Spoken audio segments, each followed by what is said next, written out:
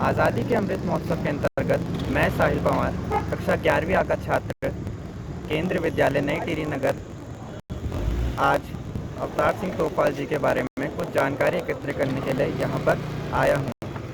तो मैं उनके पौत्र श्री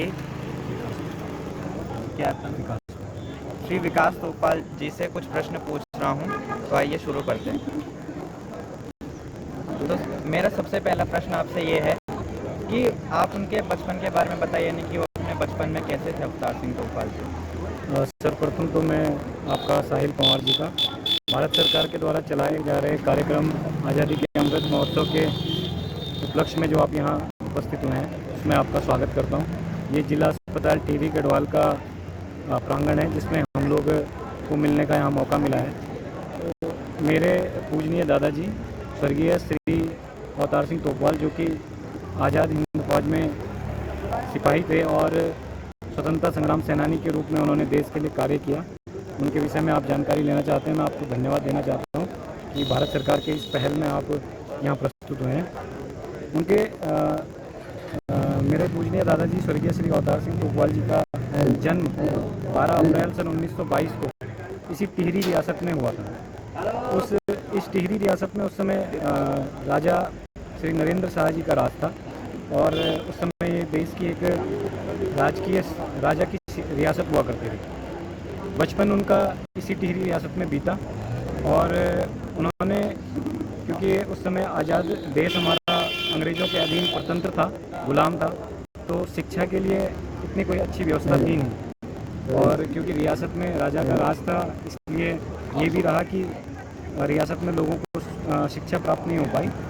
उसी के कारण उन्होंने बाल्यकाल में तो शिक्षा प्राप्त नहीं कर पाई, लेकिन जैसे जैसे वो युवा अवस्था की ओर बढ़ते गए, देश में चल रहे आज़ादी के आंदोलनों, बड़े बड़े हमारे स्वतंत्रता संग्राम सेनानी जैसे महात्मा गांधी जी और पंडित जवाहरलाल नेहरू जी, नेताजी सुभाष चंद्र बोस जी, इन सबको जानते हुए सुनते हुए उनकी इच्छा देश सेवा की ओर बढ़ी और उन्होंने 27 अप्रैल 1940 को देश की उस समय जो सेना हुआ करती थी वो ब्रिटिश सेना कहलाती थी, उसमें द रॉयल गढ़वाल में उन्होंने भर्ती हुए और द रॉयल गढ़वाल में भर्ती होने के पश्चात ब्रिटिश सेना में, भारतीय सेना में अपनी सेवाएं देना प्रारंभ किया।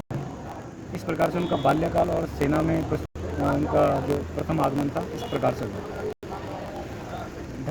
धन्यवाद। अब मैं आपसे ये जानना चाहूँगा कि बचपन में क्या क्या उनकी रुचियाँ थी, यानी कि किस चीज़ में उनको सबसे ज़्यादा समय बीतता था या उन्हें समय बिताना पसंद था। क्योंकि मैंने जैसे पहले बताया कि देश गुलामी की बेड़ियों में बंधा हुआ था और अपने परिवार में, क्योंकि परिवार एक गरीब परिवार था, तोपवालों का परिवार जिसमें उन्होंने जन्म लिया था, तो 5 भाइयों में तीसरे नंबर के भाई श्री अवतार सिंह तोपवाल मेरे दादाजी थे।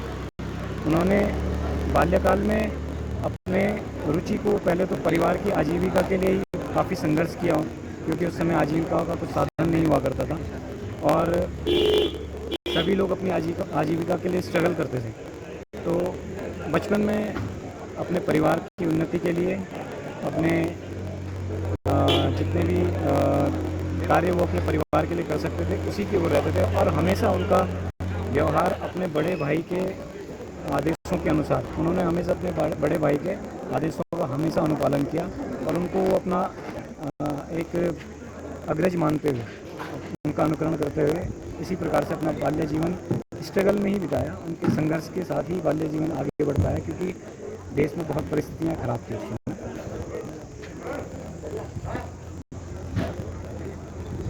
नमस्कार, मेरा नाम साक्षी सेनवाल है। मैं कक्षा 11वीं A की छात्रा केंद्रीय विद्यालय से आज अवतार सिंह तोपवाल जी के बारे में कुछ जानकारियाँ प्राप्त करने आई हूँ। मुझे आपसे पहला प्रश्न यह है कि उनके जीवन में ऐसा क्या हुआ कि उनकी रुचि सेना की तरफ गई। क्योंकि हम लोग जानते हैं कि वैसे तो भारत भूमि हमेशा से वीरों की भूमि रही है, तो टिहरी रियासत हमेशा से एक क्रांतिकारियों और आंदोलनकारियों की भूमि रही है। यहाँ से श्रीदेव सुमन जी ने अपने टिहरी रियासत की स्वतंत्रता के लिए हमेशा आंदोलन किया और विभिन्न प्रकार के ऐसे लोग थे जिन्होंने भारतीय सेना में अपनी सेना देनी प्रारंभ करी। उस समय शिक्षा का बृहद रूप नहीं था, इसलिए युवाओं को जो देश सेवा का सबसे अच्छा मौका लगा वो उनको क्या कहते हैं, सेना के द्वारा ही प्राप्त होता महसूस हो रहा था। इस प्रकार से उनकी रुचि सेना के लिए बनी। मेरा दूसरा प्रश्न यह है कि उनके जीवन में कोई ऐसी घटना हुई हो जो उनके जीवन में बहुत महत्वपूर्ण स्थान रखती हो। जब वो ब्रिटिश गढ़वाल सेना की ओर से, रॉयल गढ़वाल सेना की ओर से द्वितीय विश्व युद्ध को लड़ने के लिए गए थे, तो उस समय ब्रिटेन के अधीन क्योंकि हमारा देश था, तो अंग्रेज़ों ने अपने विश्व युद्ध के लिए भारतीय सेना को भेज दिया था। उनके जीवन का बदलाव, महत्वपूर्ण बदलाव तब माना जाएगा जब से नेताजी सुभाष चंद्र बोस जी ने इस देश में सन 1939 में एक फॉरवर्ड फ्रंट की स्थापना की, और उसके बाद उन्होंने ये निश्चित किया कि हमारे जो भारतीय सैनिक हैं और जो हमारे देश के राजा हैं वो सभी भारत की स्वतंत्रता के लिए अंग्रेज़ों से लड़ें। तो जब नेताजी सुभाष चंद्र बोस अपने देश से देश बदलकर सिंगापुर होते हुए जर्मनी पहुँचे, और उन्होंने हिटलर से कहकर जर्मनी के द्वारा जो हमारे आज़ाद सैनिक, भारतीय सैनिक जो बंदी बनाए गए थे, उनको रिहा किया और उनको एक भाषण दिया। उसमें उन्होंने सभी को कहा कि तुम मुझे खून दो और मैं तुम्हें आज़ादी दूंगा। इसी भावना से उन्होंने ओतप्रोत होकर ये निश्चय कर लिया कि अब हम सेना की को एक नौकरी के रूप में न करके हम देश की स्वतंत्रता के लिए अंग्रेज़ों के खिलाफ ही आज़ाद हिंद फौज में भर्ती होकर 50,000 सैनिकों की एक सेना नेताजी सुभाष चंद्र बोस जी ने बनाई। उसी में शामिल होकर उन्होंने इसी देश में अंग्रेज़ों के खिलाफ लड़ाई लड़ने का मन बनाया।